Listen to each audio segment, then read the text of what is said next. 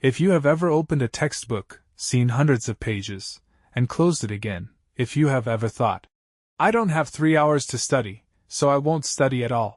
If you have ever felt that becoming fluent is a distant, impossible dream, then this story is for you. Today, we are exploring a simple idea. An idea so powerful that it can dismantle the mountain of overwhelm that language learning often feels like. It's the idea that a journey of 1,000 miles begins not with a giant leap, but with a single, small, almost effortless step. We are talking about the magic of small starts. Welcome to the English Story Park. A place where we grow our English, not through stressful memorization, but through stories, reflection, and the gentle power of consistency. I'm so glad you're here. Find a comfortable space, perhaps get a cup of tea, and let's begin. In a small, quiet town, there were 2 neighbors. Their names were Leo and Mia. And both of them, though they didn't know it yet, shared a common dream: to learn English. Leo was a man of big passions. He bought the biggest grammar books he could find. He wrote a list of 2,000 vocabulary words.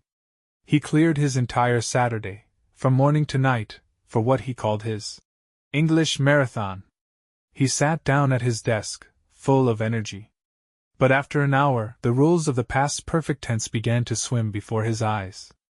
After 2 hours, the words on his list started to look the same. His head began to ache. By the 3rd hour, he was exhausted, frustrated, and he felt he had retained almost nothing.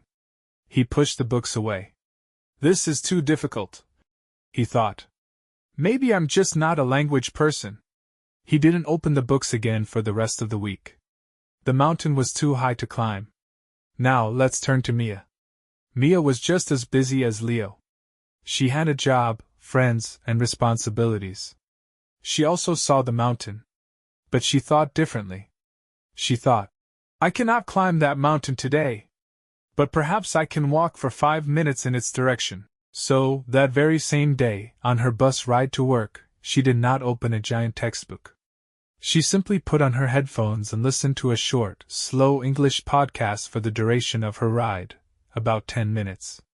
She didn't understand every word, and that was okay. She just let the sounds and the rhythm of the language wash over her. The next day, on her way home, she did the same thing. On the 3rd day, she noticed she could understand the host's greeting perfectly. Welcome to the show, everyone! It was a tiny victory, but it made her smile. She had started. The compound effect. Let's fast forward 1 month. Leo, fueled by a sudden wave of guilt and motivation, attempted another Saturday marathon. It ended much like the first. The gaps between his study sessions were so long that he had to relearn what he had already struggled with before. It felt like running on a treadmill, putting in a lot of effort but not moving forward. He was trapped in a cycle of all or nothing. Mia, however, was slowly and steadily moving. Her 10 minutes of listening became a non-negotiable part of her daily commute. It was so easy, it didn't require motivation. You don't need motivation to brush your teeth, do you? It's just a habit. Her daily listening became a habit. She added another tiny thing. She wrote 1 single English word on a sticky note and put it on her bathroom mirror. Bright. The word was bright. For that whole day, while brushing her teeth, she saw it. She thought about the bright sun, her bright lamp, her bright future. The word settled into her memory without force. The next day, the word was gently. To move gently. To speak gently. She started to collect words like small treasures. A few weeks in, she felt brave. She changed the language on her phone to English. Just for 1 day. It was confusing, yes, but she already knew where everything was. She saw words like settings, and messages, and delete. She had started not just to study English, but to live a little bit of her life in it. These were all small starts. Tiny actions. Almost no single action felt like studying. But together, they were building something. 6 months passed. Leo, I am sorry to say, had largely given up. He still had the dream, but it was covered in a layer of dust and frustration. He believed a story about himself. I am someone who is bad at English. The truth was, he wasn't bad at it. He was just using a method that was designed to make him feel overwhelmed. And Mia? Mia's small starts had built a bridge, piece by piece, across what once seemed like an impossible canyon. Her daily podcast was now a habit. She understood almost everything. She had graduated to listening to podcasts about her hobbies, gardening and history. She wasn't just learning a language, she was enjoying her interests in that language.